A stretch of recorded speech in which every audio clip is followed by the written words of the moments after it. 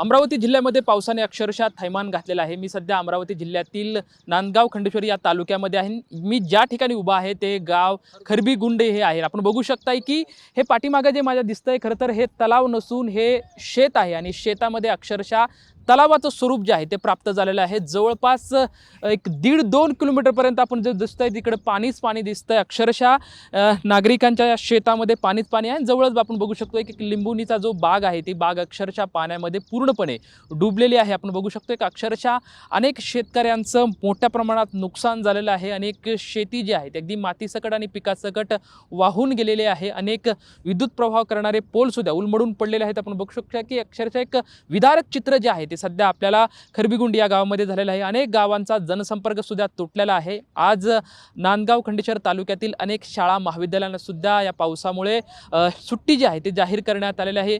हे जे समोरचं चित्र पाहताय हे जे पूर्णपणे अगदी विस्तीर्ण पद्धतीने जे तुम्हाला पाणी दिसतंय हे पाणी कुठल्या तलावाचं नसून कुठलं धरण नसून हे शेतीमध्ये साठलेलं पावसाचं पाणी आहे। जी बाजूला जी बिंबळी नदी आहे त्या बिंबळी नदीनं अक्षरशः रौद्र रूप धारण केलेलं आहे आणि आजूबाजूच्या शेतामध्ये मोठ्या प्रमाणात पाणी जे आहे ते घुसलेलं आहे। त्यामुळे अतोनात नुकसान जे आहे ते शेतकऱ्यांचं झाल्याचं चित्र जे आहे ते आपल्याला या ठिकाणी पाहायला मिळते। आपण बघू शकतो की मोठमोठी झाडे सुद्धा अगदी उलमडून पडलेले आहेत। त्याच बाजूला जे काही या रस्त्याच्या कडेला जे काही दुकाने होते किंवा त्यांचे सुद्धा मोठ्या प्रमाणात नुकसान झाल्याचं चित्र आपण या ठिकाणी पाहायला मिळते। अगदी रात्री हा जो पूल आहे तो वाहतुकीसाठी सुद्धा बंद ठेवण्यात आलेला होता। जवळपास 15 गावाचा संपर्क यामुळे तुटलेला होता। या पुलावरून पाणी वाहत होतं। आपण बघू शकतो की कठड्यापर्यंत मोठं नुकसान झालेलं आहे। अनेक कठडे जे आहेत ते पुलाचे वाहून गेलेले आहेत। अद्यापही सध्या हे पाणी जे आहे ते पुलाला लागलेलं चित्र जे आहे ते आपल्याला या ठिकाणी पाहायला मिळतंय आणि मोठ्या प्रमाणात ज्या प्रवाहामधले जी झाडे आहेत ते झाडे सुद्धा उलमडून पडलेले आहेत, मोडलेले आहेत।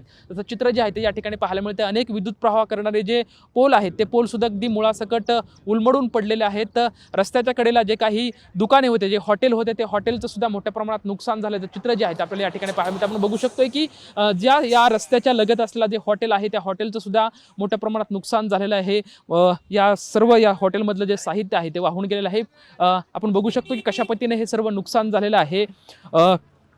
खरबीगुंडे हे गाव आहे आणि या बाजूलाच हे सर्व विदारक असं चित्र जे आहे ते पावसामुळे झालेलं नुकसान आपल्याला या ठिकाणी पाहायला मिळतंय। हा हॉटेलच्या शेजारी रस्त्याच्या कडेला असलेलं हे हॉटेल आहे। पाण्याच्या प्रवाहामुळे अक्षरशः हे पूर्णपणे वाहून गेल्याचं चित्र जे आहे ते आपल्याला या ठिकाणी पाहायला मिळतंय। नांदगाव खंडेश्वर या तालुक्यातलं हे झालेलं नुकसान आहे। अनेक शेतामधलं पीक असेल, जमीन असेल ते पूर्णपणे वाहून गेल्याचं चित्र जे आहे ते आपल्याला या ठिकाणी पाहायला मिळतंय। मोठ्या प्रमाणात झालेलं हे नुकसान सध्या काल आणि आज अमरावती शहरामध्ये पावसाने हवामान विभागाच्या वतीने अतिवृष्टीचा इशारा दिला आहे। अगदी जोरदार पाऊस कालपासून बरसत आहे। रात्री मोठ्या प्रमाणात या ठिकाणी पाणी जे आहे ते सुरू होतं, पाण्याचा प्रवाह मोठ्या प्रमाणात होता। त्यामुळे अक्षरशः जे लाईटीचे पोल आहेत आपण बघू शकतो कशा पद्धतीने ते उलमडून पडलेले आहेत। त्याचबरोबर ती शेतीचं सुद्धा मोठ्या प्रमाणात नुकसान झालं चित्र या ठिकाणी मिळतंय।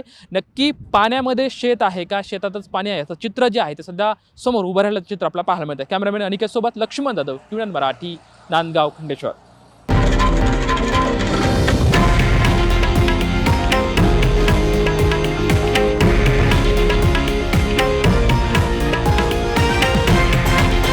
हे आहे देशातील नंबर 1 न्यूज नेटवर्क आणि आपण पाहत आहात TV9 मराठी, एकमेव।